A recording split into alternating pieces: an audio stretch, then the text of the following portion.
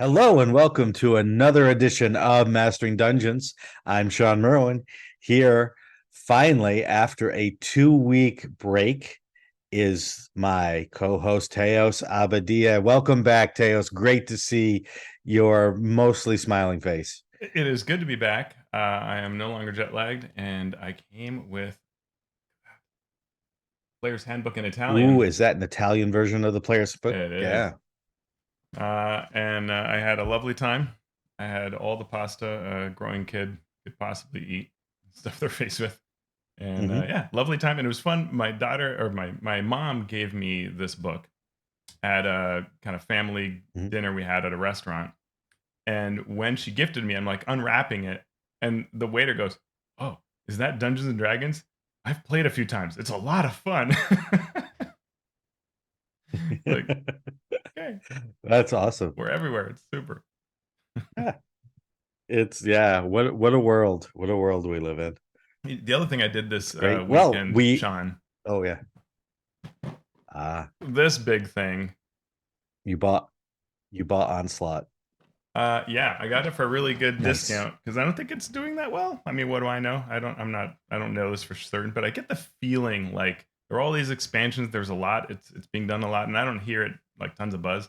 It's being shown at like Gen Con Mm-hmm. and places like that, but there were demos at Origins. But yeah, it has miniatures that you can't get anywhere else. So me being addicted to miniatures, I was waiting, and I got a really good deal on a bunch of things all put together in it was funny. The box was open, but like most of the stuff wasn't unwrapped. So like, someone really gave up on the game without even playing it. And they had several That's expansions. interesting. Mm-hmm. It's Nice. actually fun. I am going to give it a shot. I'm going to give it a shot at Gen Con. Probably I'll go to one of the Learn to Play Yeah.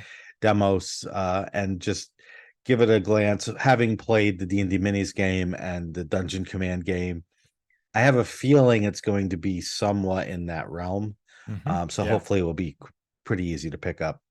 Yeah, I liked it. It has some nice little mechanics that encourage like leveling up quickly and wanting to do the things that the character should want to do. So there are a number of features that I was like, oh, that's clever. I enjoyed it. Just Nice. initial play, recommend All it. right. Well, we will maybe have more to talk about after Gen Con when I get a chance to play it. But right now, we have some listener missives to get to. So thank you to everyone who wrote in.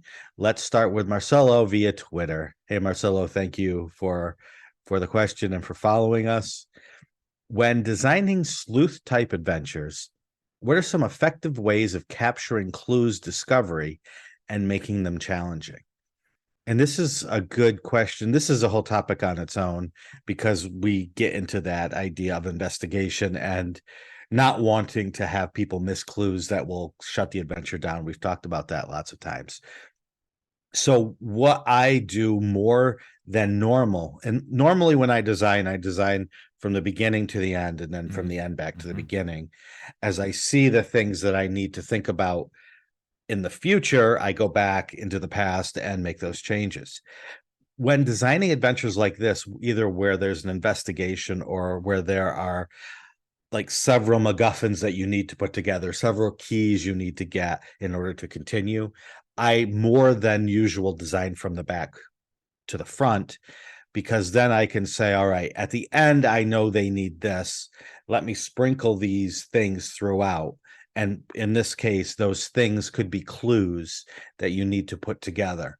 So not only do I know then what I need to put together, but I know how they need to put together. And once I have that, then I can start playing around with the ways that these clues are found and the form that these clues take. So if you have that full idea of everything that needs to come together, you can get more unique with your design. So rather than just being, oh, here's an investigation check, you find this piece of parchment with these words. Oh, here's another investigation check. You find another piece of parchment with these words. Oh, here's another investigation check where you find the person who knows the password, right?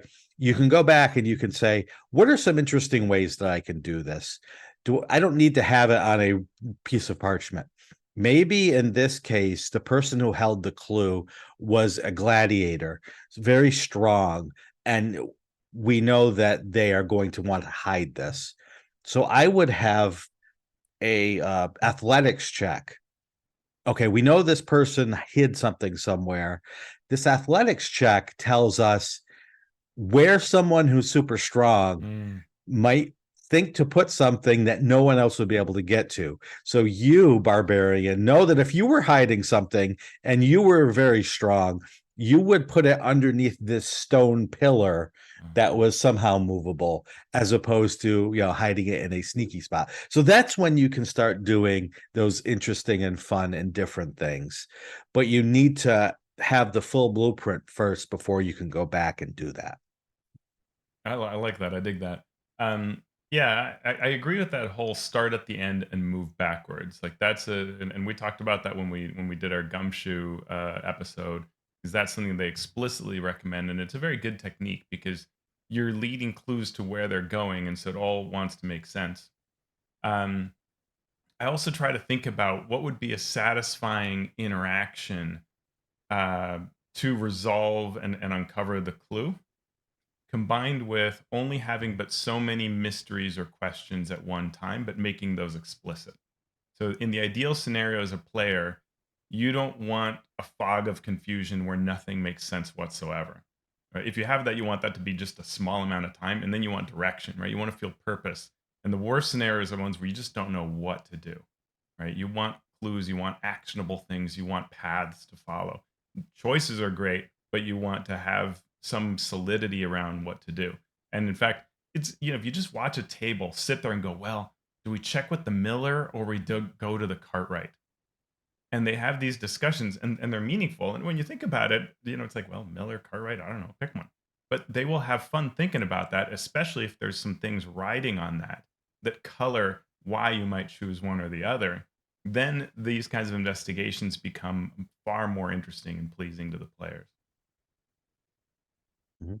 And it also depends a lot on if you are doing this for a home group or you're doing this for a published adventure, because then obviously designing for those two things, as Marcelo well knows, is completely two different animals.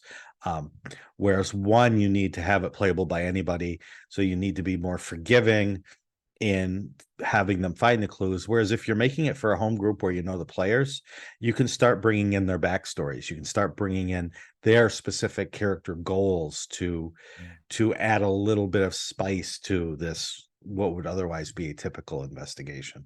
Yeah, and the idea of making it challenging can stem from a lot of areas, right? So challenging can be that the clue in whatever form it is about to roll over the edge while you battle with bandits, right? That's challenging. You want to think about what happens if it rolls over the edge. Did you miss out on the clue? Do you have to go a different path, right? Make that meaningful.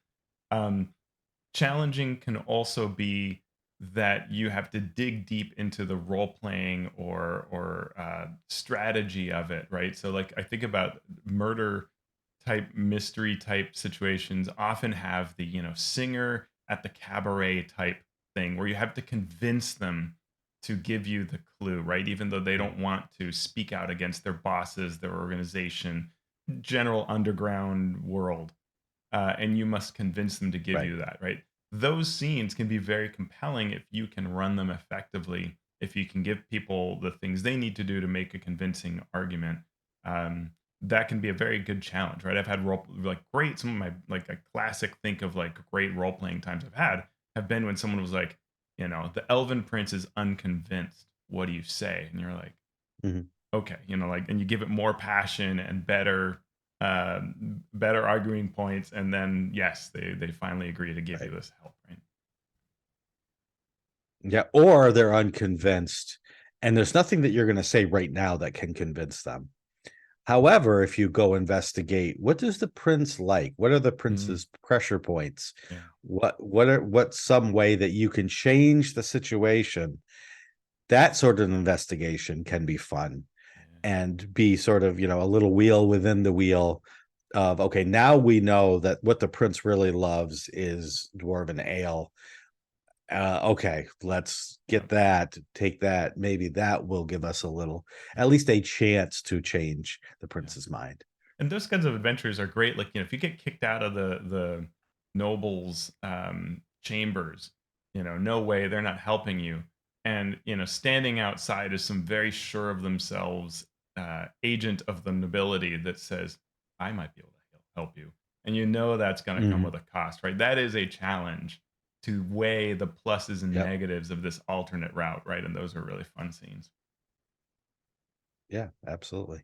So thank you for that question. Our next question comes from Chappy Thoughts via Mastodon. I was curious, what in the TTRPG world do you think doesn't get enough coverage? What we cover, because that's why we do it. Yeah. Totally. But with that, Teos, go ahead. Yeah, no, and I mean, for sure, we try to bring the light to some areas that are a little, dark in the industry, and with success in RPGs, right, Mhm. which I do on YouTube, I'm trying to talk about things that people don't talk about, and that don't talk about enough, or think hold at sort of the forefront, like what people get paid, right? The realities of the industry, how many people end up on GoFundMe late in their careers, right? Like, those things are topics that we just don't have front and center enough, and they should be absolutely at the top of every creator's mind, and fans should understand it too, right? Because so often we hear fans say things like, oh, this book is so expensive, or boy, here's Wizards of the Coast trying to steal my money again. And it's important to understand that industry and what it's like. Yeah, totally for me. Teos, I answered this sort of offline, and then I read Teos's notes, and it was the exact same thing, right? It's understanding not just the game, but the business around the game, but also delving down a little deeper into the games. Mm. What drives me crazy sometimes is I'll see somebody either praise something for a reason that is not true. I love this game because it's so simple to play, and it's a horribly not simple game to play, or vice versa. I don't like this game, right, because it's so complicated, and it's really not that complicated. So getting into that sort of the basics of game design and how to look at games rather than just as a player or as a DM, but sort of as the person creating it. I love to look at what was the point of creating it this way, why, how, was it a business Yeah. reason, was it a game reason, was it just that's the way you decided to do it, those sorts of things. So I love that dual aspect, and we try to do that Yeah. on the show. It's been fascinating for me recently watching MCDM talking about their RPG, and Mhm. the discoveries they make, because they're trying to be very transparent and talking about that design process, which is cool. You don't usually see that, and especially with their sort of Patreon only feeds, and the things like that. They've done some live streams just for Patreons, and they talk about things like, like, well, we wanted to do to keep Arcadia magazine going, and do, maybe we'll do a 5e article a month, and we'll do this and do the other. And someone internally said, are you really going to be able to do that? And they all kind of, Mhm. no. We need to not do that. Like, No, don't you need to focus? Aren't you looking right. for more time? Okay, so turn off those things, focus on this thing. Or Yeah. things like, the crazy dice. They wanted to use kind of weird dice. And then they're like, 2d6 actually really meets the bill of what we want. But one of them will be a different color. And Mhm. just playing with that kind of, and the whys of it, right? It is Yeah. fascinating. And I think Yeah. a lot of times people don't appreciate, though. We've recently had some really cool questions about things like why certain die types, right? Or why are Mhm. games different in this Yeah. situation versus that. So I think it is, as an industry and fans, we are starting to ask more of those questions, especially in the design community. Yeah. And it's dangerous to talk about it as a designer Why is that? because well, Wizards, take Wizards for example. They don't want to say this is what our game does. They want to put a game out and let people decide on their own what the game does, because role-playing games in and of themselves give room for the dungeon master, the game master, the players to make their own tweaks, to become game designers in their own right. So by saying our game is for this group, for these people that does this, you are possibly turning off a group of people to your game who might enjoy it, but when they hear that, they're like, okay, that's not for me. Yeah.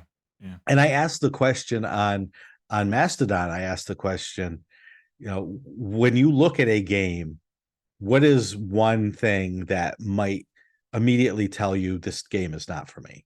Is it a mechanical thing? Is it a presentation thing? Is it a genre thing? And I've gotten a lot of different answers, quite diverse answers, from anything from I'll play anything once, and then if there's something I don't like about it, to, as soon as I see anime art, I'm done. I don't even want anything to do with it. So, that's the sort of thing that, while it's helpful and sometimes fun to go through that design process, there's also a danger to it for being bad marketing. Yeah. Not because you're doing anything wrong, just because you are, by necessity in discussing it, segmenting your offering. Yeah. Or even showing your vulnerability, right? If Jeremy Crawford discusses how something didn't work well, you can understand why they would want to put it in very positive terms, because you don't want to admit that Mhm. you're human like everybody else, and sometimes you design something and it Yeah. stinks. And then you change it up, right? Yeah. And so that balance of what to say and how honest to And be can be tough. right, and that's a shame, because this is such an iterative process, or it should be for a game designer, an iterative process of creating something and then just testing the hell out of it. Just add this, take this away, add this, take this away, change this, change that. Continually trying new things. And you shouldn't be punished for it. And so the more, going back to the previous question, right, you should iterate, you should feel good about that, Yeah. instead of being hesitant to do it. Yeah. Yeah. All right, next we have Bram Baker via Twitter asking, what was the highlight of your last session? Mm. It's been a while since my last session, but what was the highlight of my last session? I'm not going to give a spoiler on the adventure. It was it's the Citadel of the Unseen Sun from Ghostfire Gaming, our first Fable. And the my players are more beer and pretzels. Let's sit down, roll dice. Yeah, we can think and we can role play, but let's not think or role play too much. And sometimes that will bite them in the ass, because they don't really think. I'll set up a questionable situation, but it's the easy thing to do, and so they'll just do it. So the last session, they got to see some consequences of their thoughtless actions, as well as to some positive consequences of actions where they did sit and discuss for a few minutes and do a little bit of, should we do what this person says, or should we maybe ask around a little bit? And okay, yeah, we probably shouldn't just go do what this person says, because it might work out for the worst. Mm-hmm. And they've got some more consequences coming down the line, so I can't wait to present those as well. So that was fun for me. That's awesome. Yeah, I have not run in a bit, which Yeah. I'm trying to change, but now I'm playing the greatest game of all for people in the hobby, which is scheduling. But while I work Mhm. on that scheduling angle, I'm thinking back to like the last convention where I was, and one of the fun things, and I think I shared that on the show, but it was a bunch of folks playing who were also DMing this event, and so we got to Mhm. see the different approaches we took to the same material, right? So there was a DM watching me run the event, and they're thinking, "Oh yeah, that's different than." And I had previously played at their table, right? So it was this funny swap that we did. And then there were people who had actually played at both tables just as a player, and they got to compare our different approaches and kind of go like, "Oh, that's a neat. What you did with this scene really works," or "I liked what they did," and that Mhm. So that kind of comparison was super fun and surprising for all of us, right? To see the different takes. It's cool. Yeah, it's great to be able to do that. Our last question, Nicholas Qualls via Twitter. when planning out campaigns, published or homebrew, how do you plan out to ensure you complete it within a set time? For example, pulling a Wizards of the Coast adventure and planning to complete it within 6 months of bi-weekly sessions. Uh, so Nicholas, if you find out the answer to this, please let me know, because I have no clue. Especially for a longer session like that, I generally do so one session at a time. I can't plan ahead because I have no idea for like a home group how many times we're going to be able to meet. I have the same issues as Teos. We're lucky if we can play once a month. So I will sit down and I will say, all right, I'm going to start this adventure. This is what I plan to get through. If we make it through that, then I will plan for the next session. And a lot of it depends on, all right, last session we only had one combat in 3 hours, and I could tell everyone was getting antsy. So this next session, even though the adventure only calls for one combat in what would likely be 3 or 4 hours, I'm going to add 2 because the players just need that. And then when that ends, I'll be like, okay, how far did we get? So I can't plan ahead of time for more than 1 or maybe 2 sessions like that. Yeah, I'd say so. My preferred campaign, right? When I love the subject matter and I love the concept, I don't care. I don't plan. I add as the feeling hits, and I might subtract, but often I'm adding because I can work with the material. So generally, I don't remove stuff. I'll just add and grow it. So that's how when I ran Tomb of Annihilation, it was 2 years to run that because it was just I kept adding things, right? The sunken underwater city and the pirate campaign and the whatever, and I just because I love that. But sometimes I do say to myself, this is going to be a short campaign because I just want a taste of it and I want to focus and do it, right? So, for example, I think it was my first time or second time trying Numenera. I decided to run a campaign and I said to myself, I want to do a 4-session campaign. And I based it on the novel series by Tony DiTerlizzi, Wanla, the Wanla series of books, primarily the first book, but with some bits from the second and third book that I just recently read with my kids. And so I was like, this is a great story. It fits the world of Numenera. I just want to go with it. So I knew the story in my head. And what I would do is each session, I had a thought of what I was going to accomplish. And of course, that goes awry. And then at the end of it, I'd go, okay, the players are gone. What do I want to do next session? And I'd replan, but knowing it is ending at the end of game 4, right? Like no matter what. And so I would cut things, right? I would smush 2 scenes together that I originally planned, or add a thing that I thought needed to add the plot part that would give it the resonance in, because it needed that kind of moment, right? And so sometimes you're slowing things down because you need a place where things are slower for that kind of story beat balance. But I did that all the way to the end, right? And even the last session I had, because I knew it was the last session, I had things that I knew I could cut because at the end I needed to have that really important final scene that answered all the questions and took you to the next place. And then the space to say what happens 1,000 years from now, even, right? 100 years from now, 1,000 years, like where's the world go?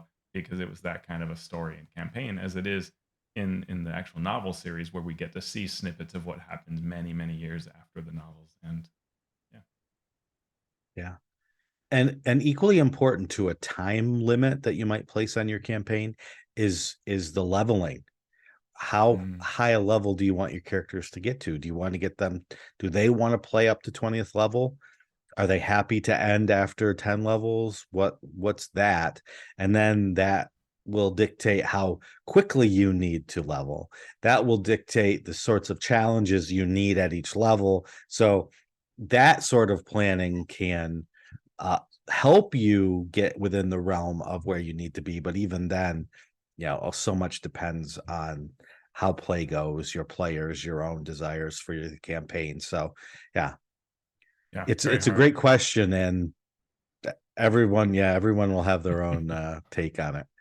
So thank you to Nicholas, Bram, Chappie, and Marcelo for those questions. And now let's get to our news and commentary section, starting with D&D at San Diego Comic-Con, which is this coming weekend, July 19th through 23rd. Wizards will be there, although you may not have known that because they might not have marketed that information in a way that let us know. Yeah. What did you find out, Teos, when you investigated this mystery? Yeah, I went through several investigative challenges and found that they do have, in fact, a web page up for their Comic Con participation. They are at Hasbro booth 3213, showing up upcoming releases Bigby Presents Glory of the Giants and Fendelver and Below the Shattered Obelisk. There have been a number of videos also out about Bigby Presents, walking through different aspects and trying to convince you that it's totally okay that Bigby is now a gnome. They have panels, Secrets of D&D Dungeon Mastering with Chris Perkins. Ooh. You Got Your Pup Culture in My D&D. They have Learn to Play events and Adventurers League play, and there is a Spanish language area through the Latin Lounge with games available in Spanish. I think it's being coordinated through Mezzanine 16AB. That hopefully means something to you if you're going. But we have links both to Twitter and Warhorn for different events that you can use to find those Spanish language games. And then the post for the D&D Beyond is also included in our show notes. Okay. While that's going on in San Diego Comic-Con, we are getting news about something special happening in London. What, you may ask? Critical Role is going to London. They will visit the MCM Comic-Con convention on October 28th and 29th, and they will also have a Mighty Nine reunion live show on October 25th. The live show is called Echoes of the Solstice. It will take place in London's second largest indoor arena with over 12,000 seat capacity, waiting to be filled by all those critters out there who maybe, being from London, have not been able to get to the US and see anything live over here. So you will now have the opportunity in the oldest city in, well, probably not the oldest city in England, but the grand old city on the Thames in London. Wow. Yeah, that's pretty amazing. And the idea that they can even book that kind of a site is impressive. And they get anywhere close to filling it, and it'll be, yeah. I mean, it's way bigger than my college metal band, high school metal band did. Mm-hmm. And it makes you wonder if that works, if they sell out that place and it's, a reasonable ticket price, what would stop them from going on a small tour of places Taylor if they Swift can it up? continue? Yeah, I mean, you could do it. You could do it. Love it. That's how I a lot love of it. bands are making their money now. Yeah, I mean, Yeah. there you go. Selling merch, all that. It might be, yeah. Well, we'll keep an eye on that and see how that goes. But it's Christmas in July here in the US and throughout the world on Drive-Thru RPG and the DMs Guild. There will be big sales through July 30th for their annual Christmas in July. If you want to see that sale, you just go to D&D Beyond, not D&D Beyond, DMs Guild and Drive-Thru and click on the Christmas in July sale link, and you can get stuff from both Teos and I on there as well. Yeah, links in our show notes. The show notes. Yep. And with social media becoming such a, I don't want to say a hot topic, but social media is becoming more and more controversial as the owners of said media do certain things that people might not be too happy with. What we're seeing are people going back to blogs and blogging. So with no further ado, I will turn it over to Teos to talk about this blog comeback. Yeah, I think it's really true. I've been seeing it here and there, people talking about blogs and even going back and measuring things. It reminds me of when Facebook sort of said like, "Oh, this is the reality online," and then it took people like 5 years to realize that it was all not true. Similarly, you keep hearing how blogs are dead, And then, recently a number of us were looking at our blog numbers and going, actually, it's the number one source of hits for whatever we do, right? And it's true for me. Mhm, I think Mike Shea shared that his numbers for his blogs are actually surprisingly high and higher than other forms of media. And I think that's true for a lot of people, but we often mhm, don't realize it, and it can be hard to measure that. But so a number of folks are turning back and saying, "Hey, blogs, they're actually kind of awesome." Um, so, mhm, Mike Shea has a website that he's been running for a long time called dndblogs.com, and he has re-upped it, revamped it with new RSS feeds that pull in a variety of blogs and give you a snapshot. So you can go to dndblogs.com and check that out. Similarly, Ian World has set up a bot that posts blog updates throughout the day to Mastodon. So if you follow them, you can follow the account TTRPG Blogs at chirp.ianworld.org, and you will see all of these blogs coming up as options. And actually, it's a really nice way to follow it, something like Mastodon, because if you find that there's a blog that you like never care about, you can just filter that out, and then you'll see the ones you do like, mhm. plus anything new that shows up. Right. So yeah, Shawn, I pulled together a number of different blogs that I thought would be quite interesting to look at this week, and we can just kind of go through them quickly if you want. All right, sure. Yeah, the first one's POC Gamer on Aquatic Campaigns. So this is Graham Barber, known as POC Gamer, uh, has a blog series talking about world building for aquatic campaigns. He discusses the challenges of campaigns, where to gain inspiration, key themes, travel monsters, and using elements such as depth to understand scenes. And we have a link in our show notes there to POCgamer.com. Who's next? Ooh, Mr. Merrick Blackman, who is a supporter of this show. Thank you, Merrick. Mhm. He writes about wandering monsters and experience, and it's a really cool, thought provoking blog post talking about the role that wandering monsters have played in the past, particularly through the lens of like experience points, which came through combat and treasure in older editions. But wandering monsters had the rule that they did not have treasure. So you got a lot less experience when you met them. And he talks about the evolution of video games and how they'll have often that wandering monsters can be the main source of your experience in leveling up. And then how experiences change across D&D editions. He talks about different models of wandering monsters and how they impact play and DMing. It's a very fun read, and I think sets it up for follow-up blogs he's going to be doing. Mhm. Awesome. Yeah, I love reading Merrick's reviews and blogs. And I also love reading Gnome Stew. So Gnome Stew has been around forever, won any awards in the past, and they're still going. And they're looking at world building through one shots. The folks at Gnome Stew discuss how to use one shot adventures as the starting point for a campaign. And then during the session zero, you'll tell the players up front, yes, we are going to do this via one shots. And then after the one shot, you discuss which parts were interesting, which caught everyone's attention, which maybe didn't. And then you can work to develop that sort of play in your campaign. And that's at gnomestew.com, world building through one shots. Very cool. And last but not least, let's talk about a little bit of crowdfunding. We looked last week, we talked about Savage Worlds, and it's still going. It ends July 27th. So you have about 9 days, 8 days as of the airing of this. And it's, celebrating their 20th anniversary again with bundles and more. So you can go check that out. What about HeroQuest? Ooh, near and dear to my heart. So for the first time in 30 Mhm, years, there is a new expansion available in stores and online. And this is called The Rise of the mhm, Dread Moon. And it completes a story begun in this expansion many, many years ago called The Mage of the Mirror, which focused on the story of the elves. And it also involved the character Sir Ragnar. So you can get this latest version. It's available right now through Hasbro and in stores. 29 new miniatures, new monsters, a whole lot more.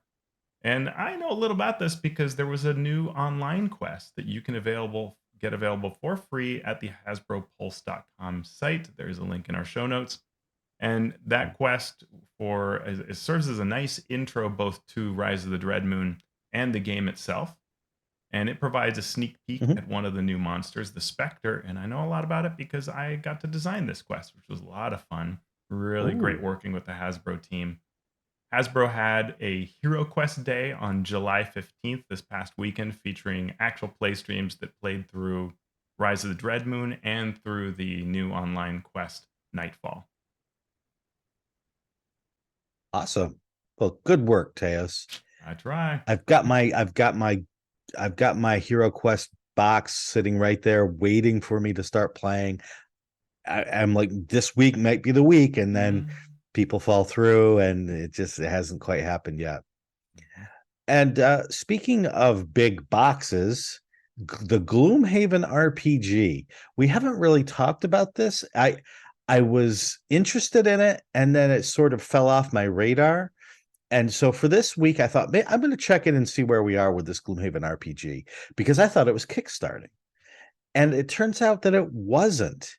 It was being done on BackerKit. Mhm. So let me first say that this show generally drops Wednesday mornings Eastern time. Wednesday night, this BackerKit closes. So Mhm. but if you're hearing this right when the show drops, you will have just about 12 hours to back it. So go right there if you listen to the show. If you wait until Thursday, you're going to be too late. Well, But what they sort of. did with this backer, sort of, So okay, in that often backer kit allows you to back things afterwards. And something that's worth knowing is okay, yes, these things end, but also you can often then go into a pre-order phase. So yes, try to make the window. That will be good for everybody involved, yourself and them. But often you can continue to do mhm, things. So for example, like you can go to BackerKit okay, and you can pre-order Forge of Foes, even though we finished that campaign quite some time ago, right? So it's worth right, checking. If you ever go, oh no, I missed the thing, go to BackerKit and see because yeah, maybe you can checking still it, do it. yeah. Go ahead. Sorry, I cut you off.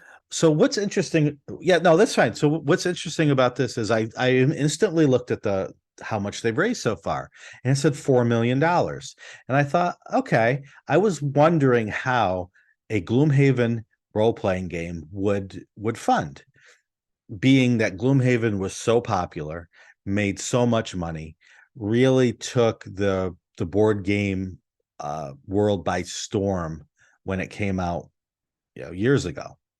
So I thought, I wonder if that would carry over to a role playing game. And I saw 4 million, and I thought, okay, yeah, that seems like, even though it's backer kit and not Kickstarter, that's where I would probably have guessed it would be. But then I realized that that $4 million wasn't just for the role playing game. The backer kit, they call it like the Gloomhaven Fair or something. So you could buy not just the role playing game, but the second edition of the board game, or Frosthaven, the follow up to Gloomhaven, or this other package with a bunch of minis, or this other thing with a bunch of ancillary products for the Gloomhaven board game, not role playing game. So I was like, well, okay, so this 4 million isn't just for the role playing game. And this could be, and then I'll go in and I'll look at each individual pledge, which you could just pledge for the book. You could just pledge for the box that goes with the book to make it like the deluxe role playing game. The book was $30. The whole set was 90.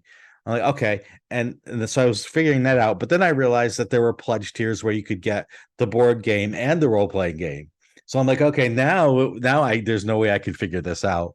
Uh, to any reasonable extent about how the role playing game would have done. So I'm sort of sad that I can't look at just, okay, they kickstarted this, they put all their effort into just the role playing game, and this is how it came out, which was an interesting strategy, I thought. I It don't know if is. it's because they didn't trust that a role playing game would do well, or if they wanted to draw more attention to the board game via role playing game, or how Mm. that worked out. Yeah, it's hard to say. I mean, you can't argue with the result, but yeah, like you can get the RPG core book, which only has Yeah. 238 backers, but they also super entice you into everything else. The RPG Deluxe set has about 200 fewer backers than Gloomhaven's second edition. So clearly there's a lot there that's going off of the Gloomhaven game itself, but yeah, that Right. is interesting. That makes it very hard to figure out how powerful it is just on its own right. Hmm. Mhm. And I saw a lot of comments about you really didn't show us what the role playing game was. Uh, they had actual plays up there that you could watch, but they just in terms of the text itself didn't really explain the mechanics. So unless you sat and wanted to watch the actual plays, and assuming that the actual plays actually taught you how to play the game, as opposed to some actual plays where we know really are divorced completely from the actual play of the game. It's an interesting strategy, I'll say. Very. But it's there. It will be out at some point, I'm sure, and it's something to keep an eye on in the role playing game, tabletop role playing game stratosphere.